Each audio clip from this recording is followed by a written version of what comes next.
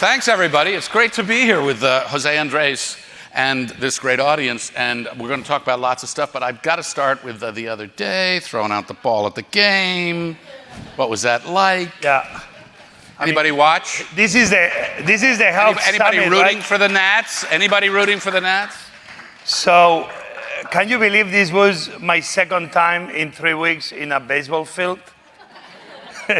No, it's to laugh. First time, I was landing in a helicopter in Bahamas. And the second time, I was throwing a pitch on the World Series. Is your shoulder bothering you? And I'm happy I'm at the health summit because I injured myself with that pitch. And I barely made it. But anyway, Did you practice for that? Did you warm up for that? Yeah, I have so many friends, everybody. I had like 100 friends coaching me, and they all came with their children, and now they're all bragging that they trained me. So I didn't say no to anybody, but that means only that my arm is really destroyed. Next time I'm gonna learn to say no or bring all of them at once and train me together, because I went through 100 trainings with 100 different friends, and this was brutal. And that was a fastball, a curveball. What was that? Yeah. The what? What you threw? I did a curveball. Yeah, I had other opportunities, but I settled for that one. Well, I had other options, but I thought I took the right position. Yeah. curveballs are appropriate for Washington. We're thrilled you're here. I've had the opportunity to work with Jose Andres before, not to mention dine in his amazing restaurants, not to mention completely admire the work that he does around the world, and that's some of what we want to talk about here, certainly with World Central Kitchen. But could you just tell people, how did you go from food I want to cook and restaurants to this very big play you're doing in humanitarian work? I think it was something natural. When I moved to DC 26 years ago, Jaleo opened across the street from Clara Barton Missing Soldiers office. Clara Barton, the woman that founded Red Cross. Clara Barton, the woman that took care of the wounded soldiers during the Civil War.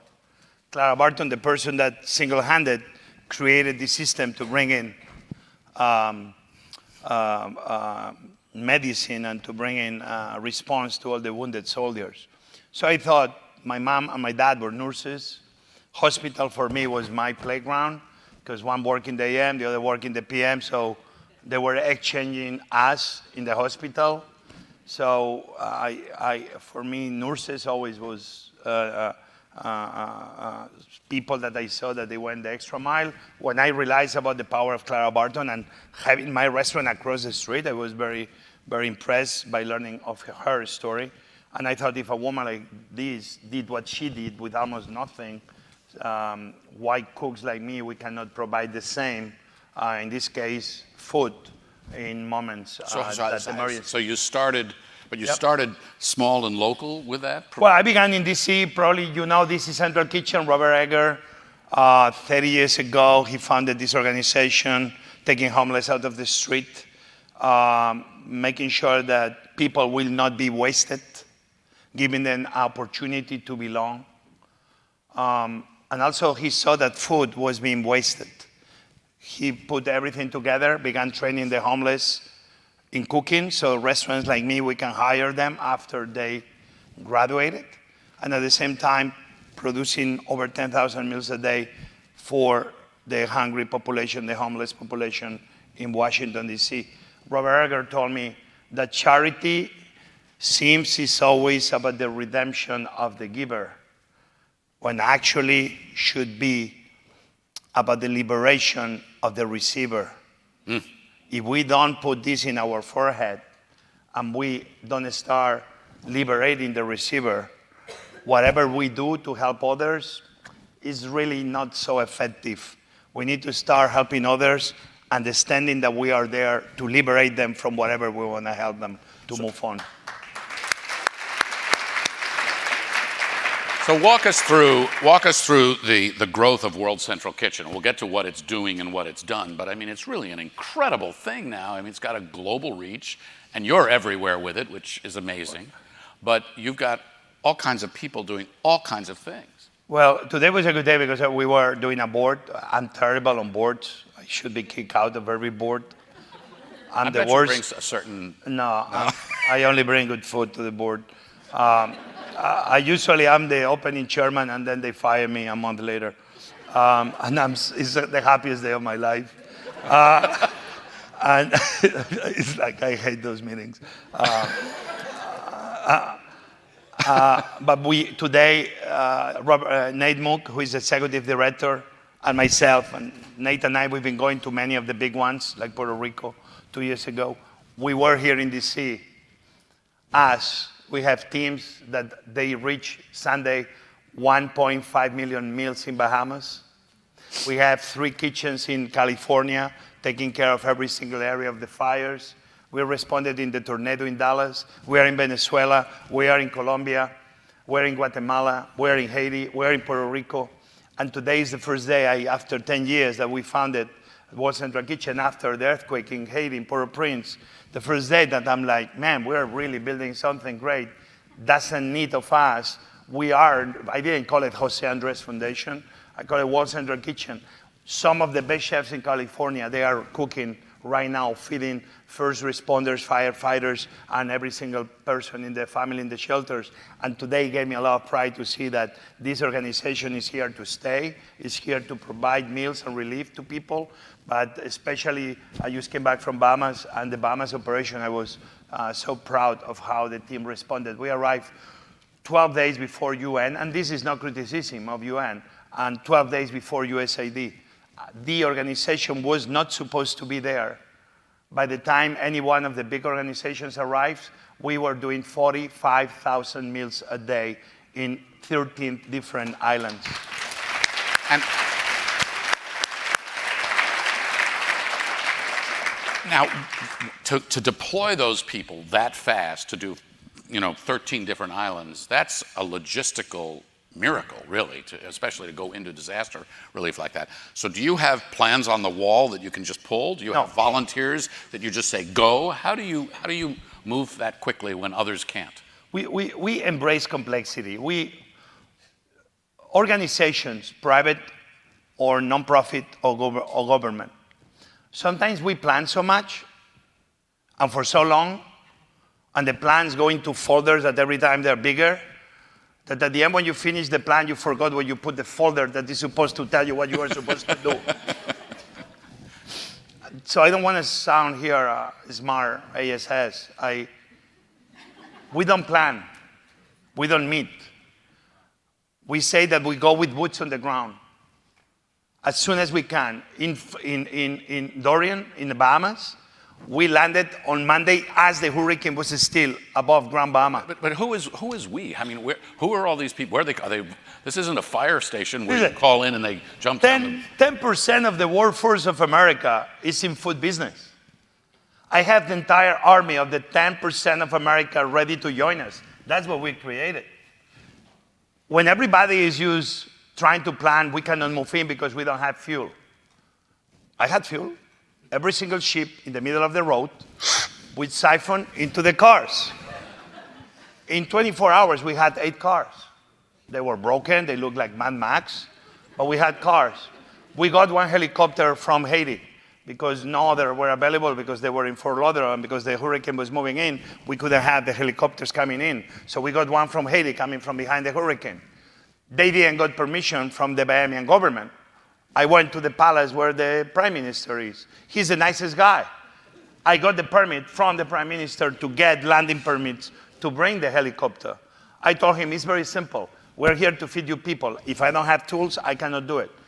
We went from 1 helicopter to 6 helicopters, 2 seaplanes, 1 ship with 2 helipads, multiple cars. We built a dock. We delivered hundreds of generators. We delivered 10 water desalination systems. We evacuated 40 people, medical evacuations. I was so proud of that. At the end, what we did was simple. What do we need to provide meals to people? We need helicopters, we got them. We needed the boat, we got it. We got the team in Nassau, we got the team in Fort Lauderdale. From Fort Lauderdale, we attacked Freeport. From Nassau, we attacked Marsh Harbor. Before we knew, we were all across the 13 islands. And at the end, we need to remember one thing. The very big problems we face, they have very simple solutions. And sometimes the solution doesn't happen in a meeting room. The solution happens when you are with the boots on the ground, seeing in first person what the people actually need. That's the way to do it. I just want to share some numbers with you so you have some idea, and maybe you already do because your project is very well known, World Central Kitchen. But you've served, World Central Kitchen has served more than 10 million meals through over 44,000 volunteer shifts around the world.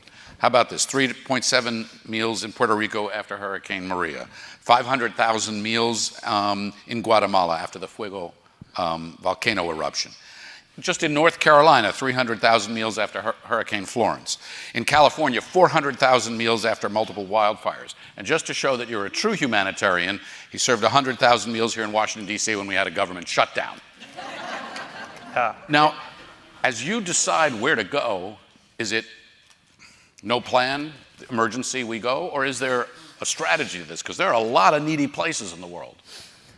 Well, obviously, we need to be careful because the funds we have are the funds we have, but we don't look to the bank account of the NGO to react to where we need to go. So just we go. And we hope that we'll pay by donations of people. The vast majority of our donations are $1, $2, $3 donations. And that's how we do it. That covers your costs? That covers costs. Your donation. But I don't, quite frankly, I'm not very good at numbers. I hope the CFO has that control. I don't even belong to the organization. I'm just the founder. Nobody listens to anything I have to say anyway. So obviously that's serious, but a lot of people sometimes they will, we became like, we tell people in real time what's happening. There's a lot of big NGOs, they cannot do that because they have a hard time even proving they're doing what they're supposed to be doing. We communicated for two reasons. You know, the happiness that gives you when you know you come back from a little island called Green Turtle, okay, or Man of War, north of Abaco. And the first video any of the family members of those people is the videos that we post on social media, them telling all their family members, we are alive, nobody has died, we are okay, don't worry for us, World Central Kitchen is taking care of us. This gives me the biggest joy. Sometimes I repeat, what we do is fairly simple. Sometimes certain big organizations, they claim that we are a little bit not a teamwork. And teamwork for them sometimes means meeting. And me, I'm like, listen to me. What do you want me to meet about? People are hungry and people are thirsty. What else you want to meet about?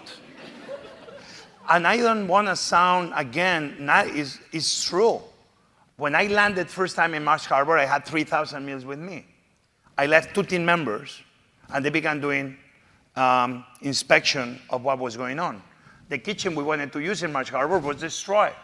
So we had to do plan B. Plan B was opening the kitchen in Nassau. That's what we did. But it didn't take me a week to open the kitchen. In 3 hours, we had the kitchen open because we had a partner, a hotel, Paradise, who already gave us the kitchen. So the only thing we did was, okay, kitchen in Nassau for now. 2 weeks later, we opened the kitchen in Marsh Harbor. Then Nassau, we used it for the shelters in Providence, then the kitchen in Marsh Harbor for all Abaco, and the kitchen in Freeport for all Grand Bahama.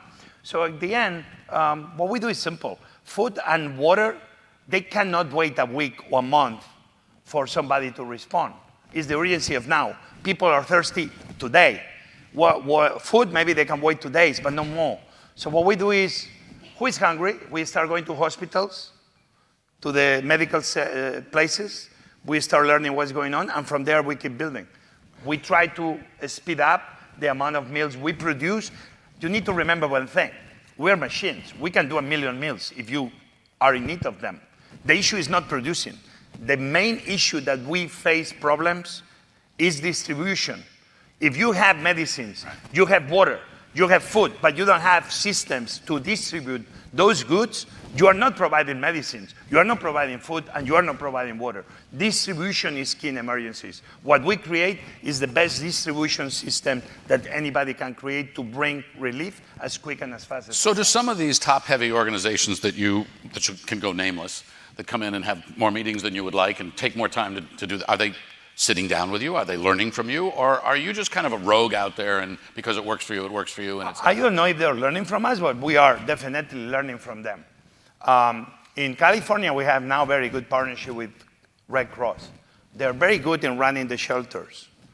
They run them actually super nicely, very clean, very efficiently.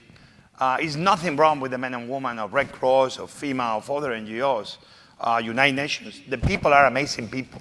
They have a lot of empathy. What is wrong sometimes is how the organizations are created, that instead of freeing people from providing relief, change people from being effective and quick. What we are is that we adapt. We are a machine on adaptation. That's why for us, planning only to a level. Because if we plan too much, the issue is that you train your teams to plan. And when something goes wrong, and something goes as you didn't plan for, if you didn't train the teams to be adaptable, teams freeze under adversity. And what we created are teams that actually, the best of them shows up when things don't go as we planned. That's when they show the best. That's when they go into a boat and they siphon the gas and they put it in the car. This, to me, is the best example of what World Central Kitchen is. It's called World Central Kitchen, but I think a really important point, and your work shows this in different places that you've been, is disaster relief is food, as you say, but it's also fuel. It's also disease prevention. It's also healthcare. It's also all these other things. Yep. So how do you wrap your arms around all of that? So for us, it's been many scenarios, like in Mozambique was cholera after the cyclone. And we were... World Central Kitchen is dealing with cholera? Yeah, we had a lot of experience. I have, science hated, don't tell me why. At the end of the day, restaurant kitchens, they're very well run and we're very clean, and restaurant people were very trained in making sure that we do the right protocol in the way we handle food. In Haiti, we gained a lot of experience over the last 10 years. But in Mozambique, we were running the camps. We were running 3, 4, 5 camps, and we had 2 kitchens. World Food Program was providing food in big quantity and scale to the villages all around Beira in the north of Mozambique, and we took care of all the shelters. Because there was cholera, we came up with a kind of new system. We put everybody inside the truck. We make sure that they go into the truck, making sure that everything is very aseptic, that they go through bleach with their shoes. So we put them in the truck, we get inside the camps, we make sure nobody gets in contact with anybody inside the camp, because we want to make sure that the camp is perfectly clean and perfect. So the most amazing thing is when we are able to finish entire operation weeks later, and the camp has been cholera-free. We provide plates. And some people are upset with us because we give them plastic plates, because I get so upset when we give them paper plates or styrofoam plates, and then garbage piles up. And garbage piles up, and there's nobody picking up the garbage. Right. At the end, what happened? Rats began arriving. Everything else began arriving. And at the end of the day, I thought, if we have sweet water, we have clean water, you know who are the best fighters against cholera? Mothers. If you give any mother clean water, I guarantee you that community will never get cholera, ever. So for me, 2 plans: feed people healthy food, good food, but making sure we do it clean, and also empower the people to take care of their own. When you give people the power to take care of their own, good things happen. When we decide for them, bad things happen. So this was very important. And number 2, in Bahamas, for example, we learned that 50% of the people were not grabbing the plate. And I was like, what the heck is going on? They don't like my food. I take it very personal. They were Rastafarians. They are non-meat, and at the most they will eat fish. So 50% of our meals to Marsh Harbor and Abaco were vegetarian. And also we had some celiac events, even we only have sometimes only 2-3 people. We always bring at least one tray that is celiac, and at least in the case of Marsh Harbor, half of the food we bring was for vegetarians. So this is the things we try to cover too in emergencies. And in Puerto Rico, you got into the generator and fuel business. Well, we had to, because we had big NGOs and big government people that were trying to bring bread and food from Florida and Georgia. And I needed bread to make sandwiches first day. We had 5 bakeries. So you have 2 people thinking, let's bring the bread from Florida in a port that is in chaos, in an airport that is overwhelmed, or steal 5 generators, give it to the 5 bakeries, and start making the bread right there in the island. When people came to me and said, Jose, it's so brilliant, guys, where are you getting the food? I'm like, shit, in the store. No, but don't laugh, because when I told you before that big problems have very simple solutions, I did 2 things when I landed in San Juan. I went to check the biggest food distributor in the island, Jose Santiago. And he told me, I'm okay, Jose. I said, good, I need a line of credit. This is my credit card, and I need a line of credit. And I said, okay. So when people were asking me where we get the food, I'm like, at the store, man, open. This is America. You just give your credit card, you cheap. And believe it or not, that's how we began. Bahamas was not any different. We bring a lot of fruit with us. In Bahamas, in Providence, they were a little bit upset with us, I think, because we became the biggest purveyor of fruit in the island. We were buying like every single box of apples, of oranges, of pineapples, whatever was coming our way. We try to make sure that we give good food. Not because we are fancy chefs, it's but because people don't deserve anything less. We cannot be giving them MREs when you have 80, 90-year-old with a lot of personal health issues. When they live in a 9th floor, MRE sometimes creates bigger problems than solutions. MREs occupy a lot of space. For every 4 MREs, we deliver 40 meals. 40. 4 MREs, 40 meals. 1 tray, you only feed 4 MREs. What's an MRE? A meal ready to eat. Military. So the military pre-packed in a portions box. are expensive, calorie too many, but elderly people have a high problem eating that heavy packed protein. We get a lot of people sick trying to be fed. It doesn't work. So my MREs are sandwiches, having proteins, having calories, fruit. That's our MRE. Then the hot food, then the salads. I want to ask you a couple of particular, and we don't have a whole lot of time here, but you just came back from Bahamas. How's it looking there? They told me 30 minutes, and they gave us only 25 from the beginning. It's why you get generators. I may be an immigrant. You just plug yourself into these generators. They took 5 minutes from me. Okay, keep going. What is the Bahamas looking like? Well, Bahamas, we are in phase 3. We are, yesterday, I think we did 24,000 meals. We already are, shelters are down to a minimum in Providence. In Abaco, we are still feeding Marsh Harbor. We barely see few stores opening over the last week, but people have no work. People have no banks, no ATMs. We're trying to re-engage the economy. So in some places, we are helping to reopen a couple of restaurants in East Bahama. Always we try to do it with women. So they are tiny shack restaurants, but this is a way to start making sure that they make it on their own. We began buying hundreds of kitchens. So in the homes that we believe they are already okay for them to cook, we're giving them units, portable kitchens, and we're giving them gas, but then we're giving them vouchers. And we are working in some communities to make sure that we open like vegetable and fruit shops, so the economy can start slowly moving on its own. Yeah. So this is in the phase we are, and we are identifying 4 projects. We want to open a culinary school because tourism is very big in Bahamas, and this will be a great way to start empowering young people in need of a job as Bahamas, these islands reconstruct. We are investing in a chicken farm that was totally destroyed. We are investing in a farm, in a vegetable farm that also was totally destroyed. And both of them, they've been working with us over the last 4, 5, 6 weeks. So as you see, our phase now is used to invest as an NGO with the hat of the private sector into businesses that they are going to keep Bahamas being food resilience and and food independent and help the economy to start going. I have an amazing friend who is a surgeon, and ever since the earthquake in Haiti, he's been going down and doing surgery for free, going down for a week, 2 weeks, doing miracles.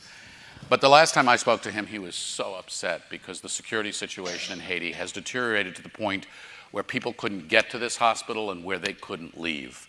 You're in Haiti, you served 13,000 meals or something like that in the midst of this recent unrest.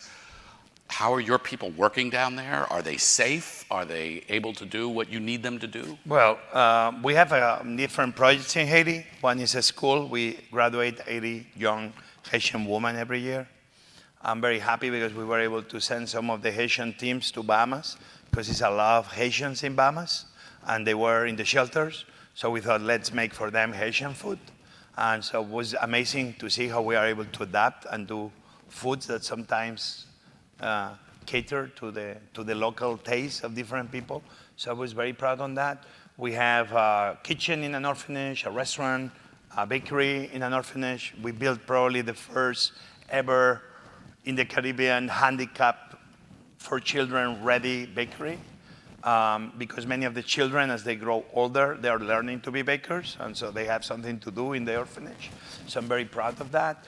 And so we have a lot of projects. We have a farm in Fonberet, a honey project with 42 women in the border between Dominican Republic and Haiti. So yeah, the situation in Haiti is not easy. Our people, as far as we know, they are safe. The real harm is happening in the streets. But I think people in Haiti, quite frankly, they are fed up of leadership. And what you see there is not like the people are bad. It's like the leaders are not providing the leadership they need to succeed. So one of the biggest problems we have in Haiti, and now this is the Future of Health Summit. If you really want a healthy planet, we need to start investing in the most important part that we all forget. 5 million women die every year because in the process of feeding their families, they inhale the smoke. Right. When you and I, we cook for fun on a weekend, these women do it every single day. Who feeds humanity is no men. It's not the chefs that show up in the Michelin Guide like me on Washington Post. Who feeds humanity are women. 3 billion people, 3B with a B, billion people in the planet still cook with charcoal or wood.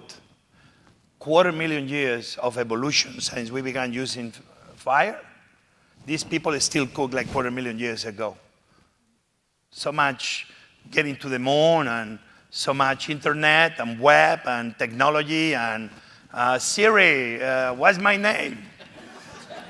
For these people, so until we don't provide every single household in the world with a clean cook stove, we will have an unhealthy planet. Women will be unhealthy. Children will be unhealthy. Young girls will not receive education because when the family is too poor to buy charcoal, who do you think they send to the forest? Women. The young girls. So you can invest in schools. I'm sorry to tell you, it's a wrong investment if you're not taking care of the kitchens. Because those girls will never go to school because they spend all day picking up wood and picking up water. They cut the trees, deforestation. When the rain comes, instead of penetrating the dirt, goes down the mountains, takes away the topsoil, no farming output. They're hungry. The topsoil ends in the ocean, dirty water. No coral, no reef. No coral, no reef, no baby fish. No baby fish, no fishing industry. Another source of food that they miss. Until we don't provide everybody with a clean cooking like you and I, we have at home, this planet will never be healthy. This planet will never be poor. We need to stop the country, the continent, the nation, the planet Earth being poor by a simple kitchen. I think we can do it, but we need to start all looking at this issue closely. Just to end, in Haiti, a family spends 25% of their salaries on charcoal. If you wake up already 25% poor, it's an equation. The energy you put out versus the energy you put in. When you put more out than you bring in, you're poor and you're hungry.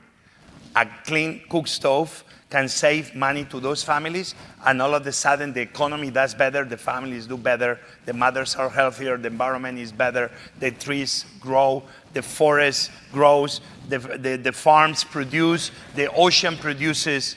All of a sudden, a clean cooking is the beginning of a better tomorrow. So I was just in Rome last week, UN Food Agriculture Organization, World Food Security Conference, and the situation's gotten worse in the world. There are now 820 million people who are hungry on a daily basis.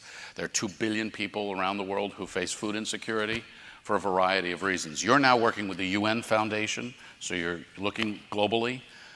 How do we get ahead of this?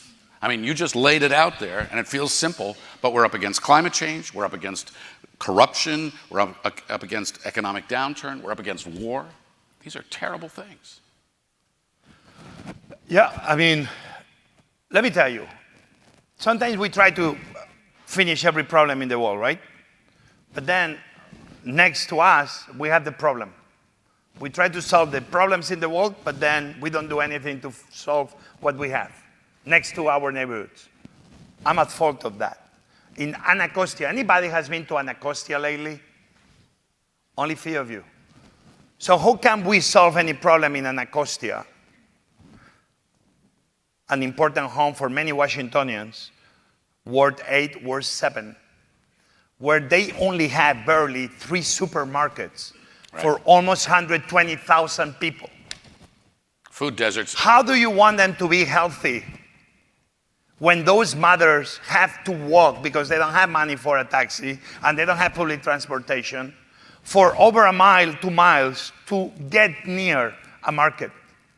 Try to bring fruit every day to your home for 2 miles. It's impossible.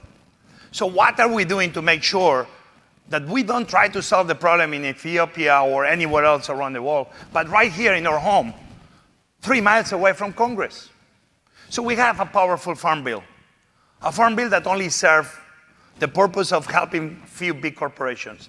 And I love big corporations. I want to have one. I want to be super rich. I want to be a trillionaire. But it's hard for me to understand how we don't put at the service the big farm bill, one of the biggest bills in the history of humanity, at the service of providing simple, good food that makes America healthy, one fruit at a time. Seems, I know we call this the Future of Health Summit, but we are spending too much time in the medicines to solve all the sickness of the world. But we know that food is the best medicine. All of a sudden, money that we are going to try to fix people can go into feed people. By feeding people, we don't have to fix them anymore. Why we don't move more money from the fixing people to the feeding people? If we do that, some of the bigger problems just go away. We're almost out of time. I want to invite you to tell a story. I realize that'll be a stretch for you. In what language? Whatever you choose. Look, you've traveled all over the world. You've met incredible people. And I'm sure there are people that you think about. There are people who inspire you. There are people who give you hope and faith against all these odds that we've talked about. And I just want to invite you to share one of those stories, one of those people with us, someone who's made an impression on you, who you think we could learn from just by knowing a little bit. Man, it's so many people and it's so many stories, but you know one story that we need to keep telling? Everybody knows Sean Penn? I don't think we ever gave him the credit he deserves for what he did in Port-au-Prince. That man became the mayor of a city almost of 100,000 people. 100,000 people that lost their home. He came in to cover the golf course of Port-au-Prince, and he began very much living what became one of the biggest refugee camps anywhere in the world. And that single man did it. Not because he was an expert in creating a city from scratch, in providing food, in providing health, in providing clean conditions for an entire brand new city in the middle of the city. The only thing he did, you know, was he left the comfort of his home. He put 2 boots. He arrived to Port-au-Prince. He puts the boots on the ground, and he began living. Sometimes the bigger problems they don't have, again, very complicated solutions.